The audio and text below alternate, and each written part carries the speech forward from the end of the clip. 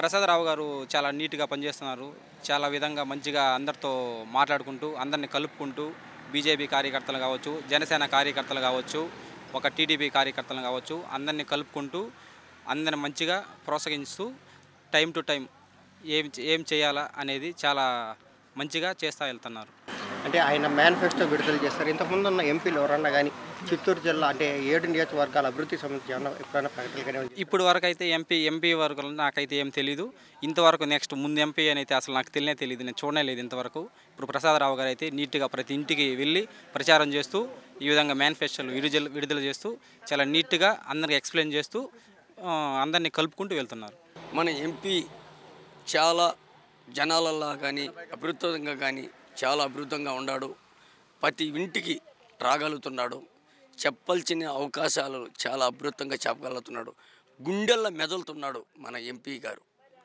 ముందుండి ఎంపీ ఎలాంటి విషయాలు కూడా మాకు ఎవరైనది కూడా విషయాలు తెలియదు. మన దగ్గుమల్ల ప్రసాదరావు గారు సేవా దృక్పథంతో మంచి సేవా దృక్పథం కలిపిన వ్యక్తి.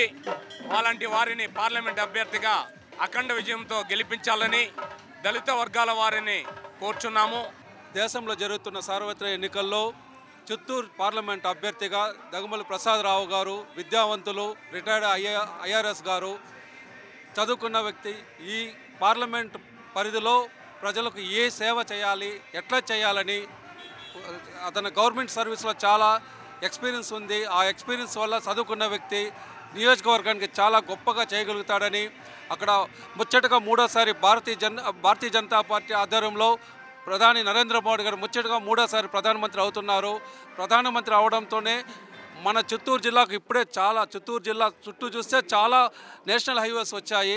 దాంతోపాటు మన దగ్గుమల్లి ప్రసాదరావు గారు ఎంపీగా గెలిచి తక్కువైతే కూడా 1,00,000 ఓట్ల మెజారిటీతో గెలిచి ఆయన మన జిల్లాకు, మన చిత్తూరు పార్లమెంటుకు ఎన్నలేని సేవలు చేయాలని మనం కోరుకుంటూ అతన్ని అఖండ విజయంతో గెలిపించి మన పార్లమెంటు అభ్యర్థిగా, చిత్తూరు జిల్లా తెలుగుదేశం అభ్యర్థిగా మన పార్లమెంటుకు పంపించాలి.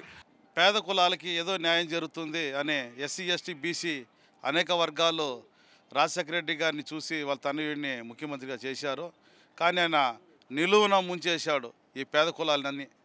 కాబట్టి అప్పుడు ఓటేసిన ప్రజలే ఈరోజు తిరుగుబాటు చేసి ఈ వ్యక్తి ఉంటే ఈ రాష్ట్రం నాశనం అయిపోతుంది, అల్లకొల్లం అయిపోతుంది, ఒక మంచి సమర్థవంతమైన నాయకుడు కావాలి, ఆయనే మన చంద్రబాబు నాయుడు గారు, ఆయన ముఖ్యమంత్రి అయితేనే ఈ రాష్ట్రం బాగుపడుతుంది, ఈ పేద వర్గాలందరికీ కూడా న్యాయం జరగాలంటే ఆయనే ఒక ముఖ్యమంత్రి అవ్వాలి. అదే సందర్భంలో ఈ గంగాధరంలో నియోజకవర్గంలో ఒక డిప్యూటీ సీఎంగా పనిచేసిన నారాయణస్వామి గారు పేరుకేమో నేను ఉప ముఖ్యమంత్రిని అంటున్నారు. కానీ ఆయన వస్తే కనీసం తహసీల్దార్ కూడా పనిచేయలేరు. ఆయనకి అంత పవర్ లేదు. పేరుకేమో స్టాంప్ ప్యాడ్గా ఆయన ఉప ముఖ్యమంత్రి, కానీ అధికారాన్ని అంతా ఇతర చేతుల్లో పెట్టుకొని ఈయన పేరుకే ఉప ముఖ్యమంత్రి ఉన్నారు. కానీ అలా కాకుండా మంచి సమర్థవంతంగా పనిచేసే మంచి అంబేద్కర్ భావజాలం కలిగిన ఆలోచన పరులు మన థామస్ గారు అయితే ఏముంది, అదేవిధంగా దగ్గుమాటి ప్రసాదరావు గారు కానీ ఏముంది, వీళ్ళందరూ కూడా మంచి నాయకులు. మంచి ఈ జాతి ప్రజలకే కాకుండా కులం, మత, వర్గ అందరినీ కలుపుకొని నాయకులుగా అవుతారు భవిష్యత్తులో.